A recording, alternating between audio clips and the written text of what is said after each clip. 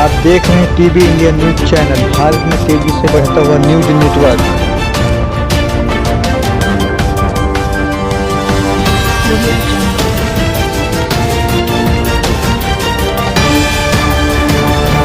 नमस्कार, मैं हूं अंजना और आप देख रहे हैं टीवी इंडिया न्यूज। तो चलिए एक नजर डालते हैं आज की खास खबर पर। भैंसदेही विधानसभा में राहुल सतीश चौहान ने भरी हुकार। नामांकन दाखिल करने महाराष्ट्र मेलघाट विधायक राजकुमार दयाराम पटेल के साथ राहुल सतीश चौहान, साथ ही भारी संख्या में पहुंचे ग्रामीण। अब की बार राहुल सतीश चौहान दामजीपुर भैंसदेही विधानसभा क्रमांक 133 अलग अलग पार्टी के प्रत्याशी अपना नामांकन दाखिल कर रहे। इस्तीफा देने के बाद पूर्व भाजपा जिला महामंत्री राहुल सतीश चौहान ने भी प्रहार जनशक्ति पार्टी से प्रत्याशी के रूप में अपना नामांकन दाखिल किया और उनके इस नामांकन में हजारों की तादाद में जनसमूह भारत माता की जय, वंदे मातरम, इंकलाब जिंदाबाद के नारे राहुल चौहान संघर्ष करो के साथ हुजूम नजर आया। राहुल सतीश चौहान ने बताया कि उनका चुनाव लड़ना जनता की इच्छा थी। जनता ने चाह रही थी कि उनका क्षेत्र में का नेता बने और क्षेत्र का विकास करे, इस कारण नामांकन दाखिल किया गया। भैंसदेही विधानसभा में राहुल सतीश चौहान की प्रबल लोकप्रियता बरकरार है और वे हमेशा जनता की सेवा कर समाज के बीच में रहेंगे। राजनीति करना उनका मकसद नहीं, बल्कि पीछे खड़ा व्यक्ति को मुख्य धारा से जोड़ना ही उनका मुख्य उद्देश्य है। देखिए पूरी खबर। बैतूल से रामेश्वर लछड़े के साथ में पूरी खबर। हम सोयाबीन बोते थे, जब सोयाबीन पकने नहीं लगी तो हमने क्या बोना शुरू किया? मक्का। फसलें बदली, क्यों बदली? क्योंकि वो पक नहीं रही थी। लेकिन इन 35 वर्षों में क्या हमें आवश्यकता नहीं है कि क्षेत्र में पढ़ा लिखा हमें विधायक चाहिए, एक प्रतिनिधित्व करने वाला हमारा इस विधानसभा का एक व्यक्ति चाहिए।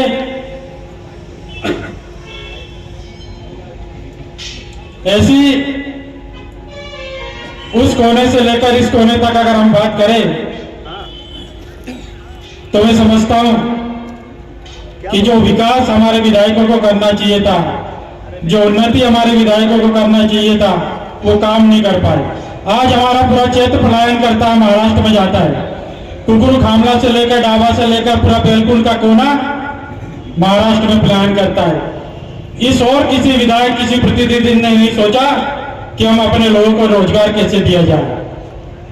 अगर आपका आशीर्वाद मिलता है, मैं आपको विश्वास दिलाता हूं, माननीय राजकुमार पटेल जी बैठे, हम मिलकर कुकुर खामला में पर्यटक स्थल बनाने का प्रयास करेंगे और चाहेंगे कि जो रोजगार के लिए जो बाहर जा रहे हैं हमारे साथी माताएं बहनें, वो यहाँ काम करें, उनको यहाँ रोजगार मिले। जहाँ जहाँ हमारे जी बताएं भैया, आपके द्वारा भैंसदेही विधानसभा में आपका भारी संख्या के साथ फॉर्म भरा गया है, तो आप कैसा क्या देखते हैं इसको? सर्वप्रथम तो मैं माननीय बच्चू कडू जी का और माननीय राजकुमार पटेल जी का बहुत बहुत धन्यवाद करूँगा। माननीय बच्चू भाऊ जो कि प्रहार जनशक्ति पार्टी के राष्ट्रीय अध्यक्ष है, उन्होंने मुझे अपनी पार्टी से भैंसदेही विधानसभा सीट के लिए अवसर दिया, क्योंकि अन्य पार्टियों में योग्य उम्मीदवार नहीं है। उन्होंने मुझ जैसे युवा और शिक्षित व्यक्ति को ये अवसर दिया समाज सेवा के रूप में। आज मैंने अपने हजारों कार्यकर्ताओं के साथ भैंसदेही में निर्वाचन में अपना नॉमिनेशन जमा किया हूँ।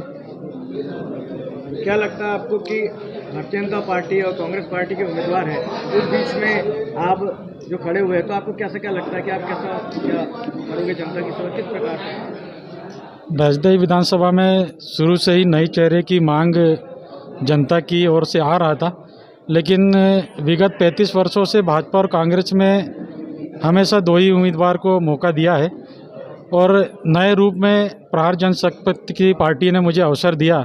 मैं समझता हूं कि जनता का पूर्ण आशीर्वाद मिलेगा मुझे और मैं माननीय बच्चू जी की कार्यशैली की प्रणाली के अनुसार मैं जनता का सेवा कर सकूं, ऐसा मुझे लगता है और मैं करूंगा। जनता के बीच में आपके क्या उद्देश्य है कि आप किस उद्देश्य को लेकर चुनाव जीतने के लिए प्रबल लगते हो? आज भैंसदेही विधानसभा ये जनजाति वर्ग के लिए आरक्षित है और इस विधानसभा में मुख्यतः एक पलायन की बहुत बड़ी समस्या है। यहाँ से हजारों की तादाद में महाराष्ट्र के निकटतम हमारे माताएं बहनें काम करने जाते हैं जो कि अभी तक कोई विधायक या किसी प्रतिनिधि ने उस पर कोई काम नहीं किया है। यहाँ हमारे भैंसदेही विधानसभा में, भीमपुर में, दामजीपुरा में यहाँ मंडी नहीं है। किसान मंडी के लिए खंडवा, बैतूल ऐसे अन्य जिलों में जाते हैं। शिक्षा का भी बहुत अभाव है। दामजीपुरा जैसे बड़े इलाके में, भीमपुर जैसे आसपास के इलाके में, भैंसदेही के आसपास में जहाँ कॉलेज की डिमांड है, यहाँ हम युवाओं को पढ़ने के लिए कॉलेज की व्यवस्था नहीं है। स्वास्थ्य की व्यवस्था देखिए तो जहाँ स्वास्थ्य है वहाँ पर डॉक्टर नहीं है।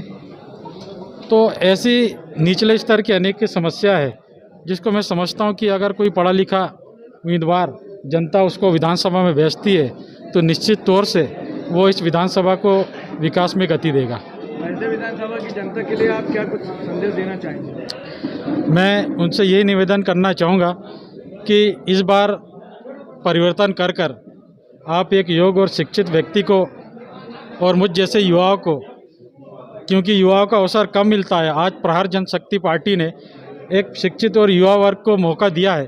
तो मैं उन सभी मतदाता भाई बहनों और हमारे सभी किसान भाइयों से निवेदन करता हूं कि अगर आपका सहयोग रहा तो मैं आपकी हर लड़ाई, हर आवाज़ को उस विधानसभा में पहुंचाने का प्रयत्न करूंगा जिसकी अपेक्षा इस क्षेत्र की जनता चाहती है। आपने ऐसा क्या देखा राहुल भैया में कि आपकी पार्टी से उनको प्रत्याशी चुना गया? देखिए, मैं भी एक जनजाति क्षेत्र का प्रतिनिधित्व करने वाला हूँ। महाराष्ट्र से हूँ। मेरे मेलघाट विधानसभा क्षेत्र से हूँ मैं।